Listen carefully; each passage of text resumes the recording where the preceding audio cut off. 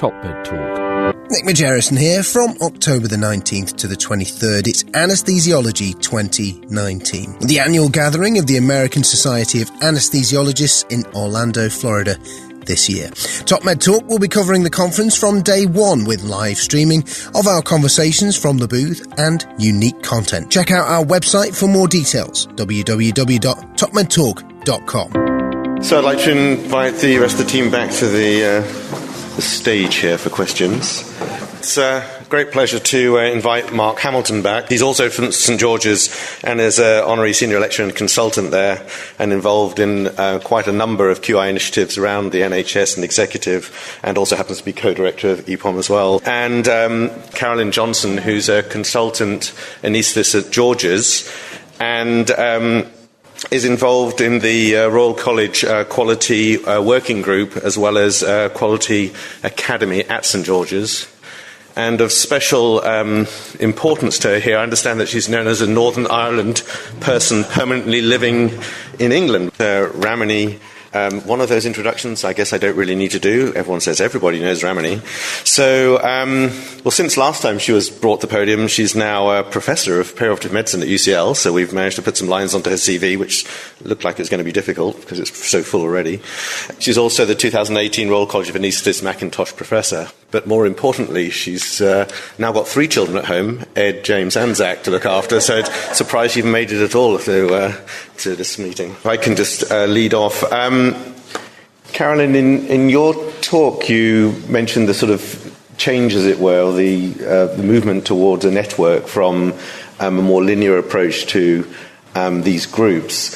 And then you talked about leaders within the groups. One question, which actually we're discussing over lunch, ironically enough, was can you teach leaders? So how do you find these leaders, especially in a network? And if you don't find them, can you teach people to be leaders? And I know Mark mentioned something about that as well, so it's for everybody.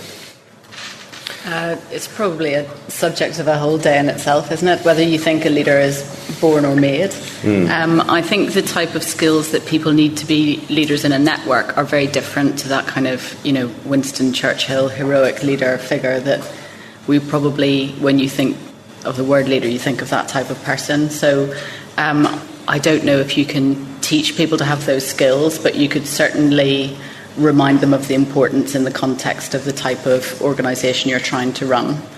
So to kind of foster that kind of community spirit and that collaboration. And how do you identify them? Obviously in a network, you were saying, identifying people that have hundreds of connections. Are people with connections leaders in your definition there? Yeah, they probably are. The people who connect well with other people. That's not necessarily about being well connected, but it's about making a kind of meaningful connection and transferring information readily. Remembering that you once spoke to someone who also knew that and putting someone in touch with them, that kind of skill. Great. Mark, this came up in your talk as well, so you're not going to get off lightly here. That's a shame. I think good organisations and systems have talent management schemes. So, and the culture of that is you are constantly on the lookout for people that can. I think for improvement it takes a very different skill set, if I'm honest with you. And I think you have to understand what you're leading. So one of the approaches we've taken in Surrey is very much to say there is a job to be done, there is a problem here. Actually, what part are you as a leader going to play in that? And what would you want from us to help you do your job? And some of that is a personal development program for them. Some of that is access to a coach. Some of that is actually some technical skilling up. Some of that is actually having someone to do the project management bit for them because they're a bit rubbish at the admin side. But you never know until you ask. And actually, I think that most people are capable of leading in some way, shape or form, but not everybody wants to lead. And then you can make them better leaders. Ramani? Yeah, I think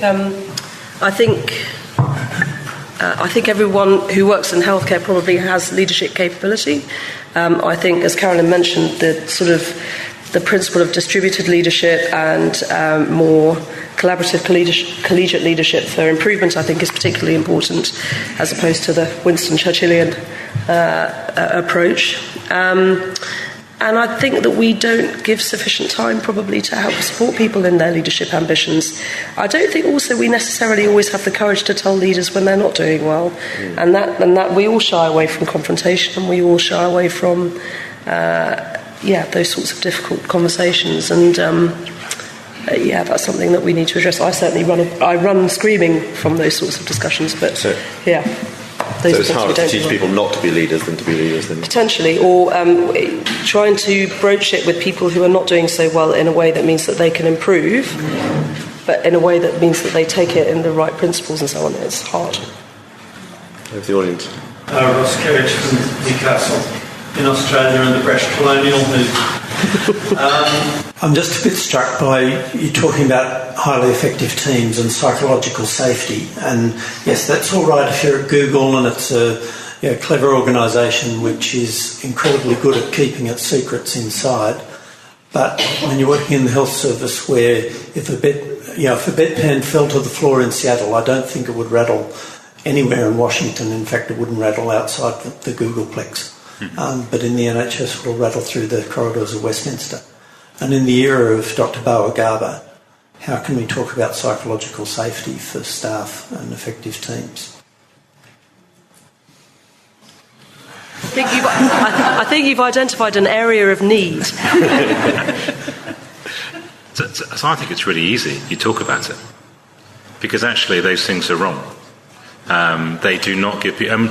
we've seen the Garber case and the way that that's been handled, and actually everybody said what happened was wrong. It wasn't right to the patient, but there's a kind of saying in the improvement world that it's okay to blame the system when the system's wrong, but it's not okay to blame the human if the system's at fault. And there are some accountability pieces in there, but I think with all of these things, it's a transparent conversation. And sometimes it's about how that conversation lands as well, isn't it? And having the confidence and the courage to go to somebody and go, actually, that was really painful. What I heard when you said this was, or if you're a regulator or an organisation, is going back and saying, this is not a constructive relationship. Now, we all know where those are, but unless we have the conversations and we do stand up to those conversations, we'll never change the pitch. So we're all equally capable of changing those things through conversation. Any more? Yes, no, they don't.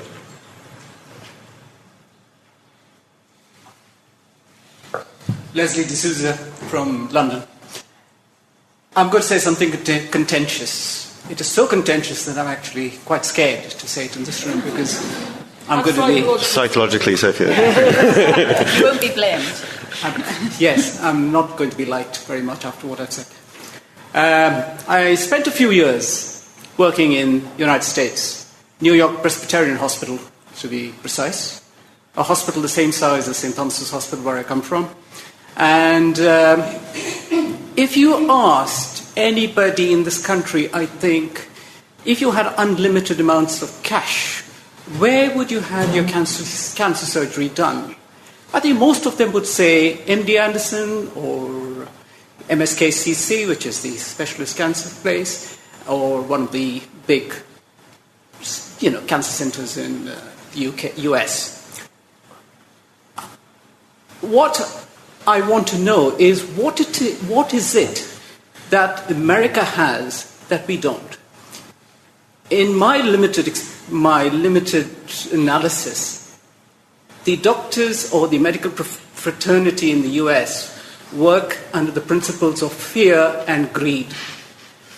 Greed, well, they get paid handsomely. Fear of being shot down if they make huge, or if they have bad outcomes. It is something that we don't talk about in Europe. How relevant is that for us? Is there any of that philosophy we can incorporate into our practice?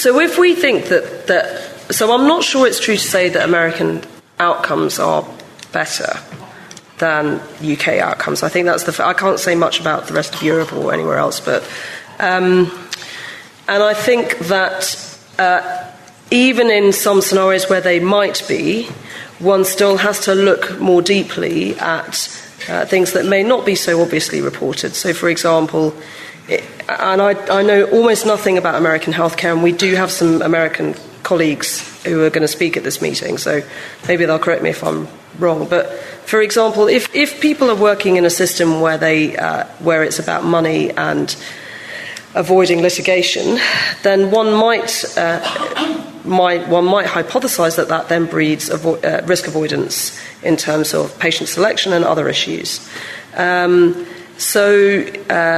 I guess what I'm saying is that even if you compared my hospital's data against New York Presbyterians and found that New York was better, I would still be interested in looking at stuff that's not necessarily in that one direct comparison to be sure that actually you're getting at the whole truth.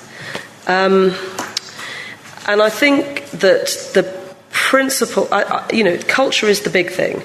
And I would struggle to believe that a culture where people work in fear, I would struggle to believe that is going to be more effective in the long term than a culture of openness and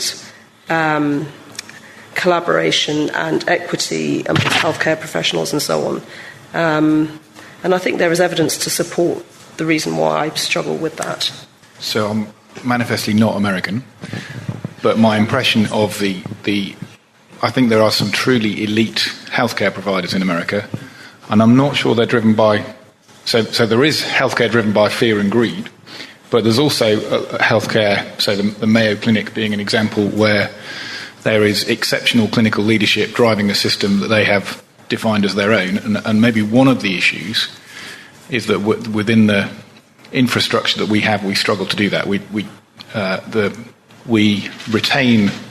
demand the right to clinical freedom to a degree that may not be in the patient's best interest sometimes, whereas some of those organisations, there's more alignment with corporate goals, and we're all in this together. We accept that we'll play this way because it's good for patients. And I wonder if that's part of the issue. I want to also link to that, Mike, the corporate goals. I think if you work at the Mayo Clinic, you work at the Mayo Clinic, and that's a big thing. And I guess there are some people who would aspire, that would be a career-defining ambition, and I think trying to generate that, I feel that about working in the NHS. I'm really proud of it. About generating that sense of pride in the place that you work. I think we've seen in the NHS where that works really well. We've also seen where it works really badly, because on the other end, they can't appoint staff to mid-staffs after the scandal, to the point that they had to change the hospital's name. Pride is a big thing about culture as well, I think. And I think two things on that. The one thing that strikes me is that there are exceptional healthcare providers in America, but there are not very many of them. And actually, whenever I go and talk anywhere internationally, people always ask me about the NHS. And it is, whatever we say about it, still one of the best health systems in the world. For the money we put into it and the results we get out of it, it's a pretty good thing. It's not perfect, and it never will be, but that's the nature of such a massive organisation. But I think there's things to learn from American healthcare, but I genuinely don't believe that... sorry to all the Americans here, is the answer. I'm still struck by this dilemma between transparency and blame. I can't see. Always people talk around it as if if we're open, we'll be able to get past this blame culture. We'll have a psychologically safe area. But it still strikes me, if you're transparent, there will be blame. And we need to take that head on. And just following up, Bauer Garber's downfall was her transparency. She was too honest, as far as I can make out. And that's what... And I still feel we try and pretend that isn't true when manifestly it is, as far as I can see. I don't have an answer to it, but I think we have to accept it and then maybe take it on. But I don't disagree with you at all. But I think we are on that journey. In that, I think the response to the Bauer Garber case was quite profound. I think that the community felt that this was totally the wrong decision that the GMC had made, because it did exactly that. It suppressed openness and it laid blame, and that was never going to be an effective way for us to learn as a community going forward. They're incredibly difficult tightropes to walk, I think. But I think when you do look at that system versus an individual, it is incredibly rare for somebody to go to work and be malicious in their actions. And if they they should be appropriately called out and be accountable for what they do. You don't have to be malicious, do you? No. You have to be reckless or grossly negligent, and that's a very different... But as human beings, we are not perfect. But we often blame human beings for system failures, not for human fallacy. The gross negligence manslaughter has only been used 23 times. So only 23 healthcare professionals, not all of them doctors, have ever been convicted of gross negligence manslaughter. So whilst the Garber case is very public, it doesn't represent the vast majority of practice since 1995 the law was made. So in 20 years it's been used 23 times. So it's an important case for all of us, but it doesn't reflect the broader impact of transparency and honesty. It's also this is a wicked problem, because different organisations, different individuals will seek to blame. And we're not in control or even involved with all of those. So the press will look for someone to blame. The family, in her case, look for someone to blame. I think what I was trying to talk about is within an organisation, yes, you need transparency because everybody needs to understand where they are within an organisation. I don't think that between organisations hanging people out to dry is a good idea, personally. I think studying your own care and outcomes and quality and trying to improve upon that should be our aspiration. And we're completely opaque about lots of stuff that really matters.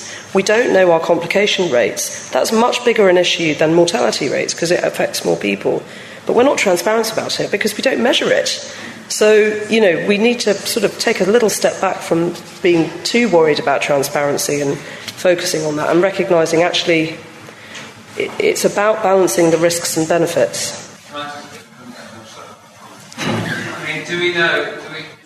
we sure that the reason there have only been 23 cases is because we're not transparent? So if we've been more transparent for the last 20 years, there might be an awful lot more cases. I just think we need to accept that's a risk, or a potential. I'm not arguing we shouldn't be transparent, but I don't think we have been transparent all the time.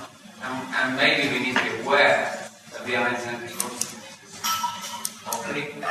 Some of those bigger scandals, like mid-staffs and what was the Gosport, those were scandals precisely because Morecambe Bay, they happened for years, didn't they? So there's no transparency for 15 years, and then a massive, explosion of scandal. So it is double-edged, isn't it? Yeah. Just following on from the transparency conversation, I think it's interesting to think about potential harms of it, but Ramani and the others, where do you think the cardiac surgical story fits with all this? I think a lot of us look at cardiac perioperative care and think, well, perhaps they've got their house in order, they've got pretty good routine-sized care, post-operative critical care, and improving outcomes all the time. Did that coincide with the public reporting of cardiac surgical outcomes? To what degree was that a positive driver? So I've got a thought about this. So so you're talking about the Bristol kids? Not specifically, no. More about just the national routine reporting of cardiac surgical outcomes. And actually, I think, meanwhile, now many of us look at adult cardiac surgery and think, well, they've got things running pretty well. They've got protocolized care, they've got routine critical care for high-risk procedures, consultant-driven delivered care, and outcomes are good. So not necessarily in the bad outliers, but actually just in the fact that things were out in public, and was that a strong driver to generally improve adult and paediatric cardiac care? I would imagine that having the data and knowing it would be a driver, without a doubt. But it's interesting, isn't it? Do you remember Bruce Keogh, who did all that data first of all, spoke at EBPOM years and years and years ago. And he tells of the story of not connecting his computer to the intranet because he didn't want that data to go out until they were really comfortable with it internally. So it goes back to that being incredibly cautious about transparency. But, I can't help feeling it has had a positive effect, but that's just assumption rather than knowledge or science. I don't know if anybody else knows. I think it's very difficult. I think with that in particular, the one measure describes it reasonably well because it's a high-risk procedure and it's kind of, so you can describe it pretty well looking at mortality, but there's very little out there that you could describe how good the service is based on one graph or one number. So then you have this complexity, the longer-term outcomes or the post-operative complications and the mortality, how sick your patients to start with, becomes incredibly complex, doesn't it? So I think cardiac surgery is pretty lucky that way in that it was quite easy for them to do that, whereas in a lot of other specialties or surgical areas, it's incredibly complex, doesn't it? I suppose one other thing to think about is that for every outlying hospital that's doing badly, or every Gosport or Morecambe Bay or whatever, so those are places where bad things have happened, and it's good that those are being addressed, and it's a shame that things weren't picked up earlier. But it's a bit like the marginal gains thing that Monty mentioned this morning.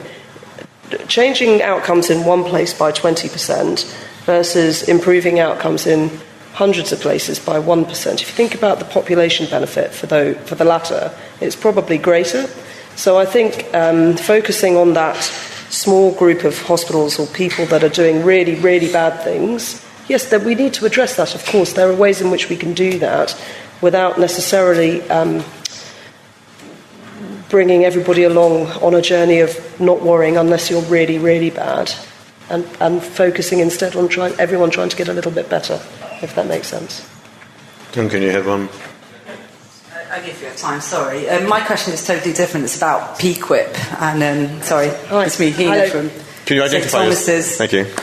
I do vascular.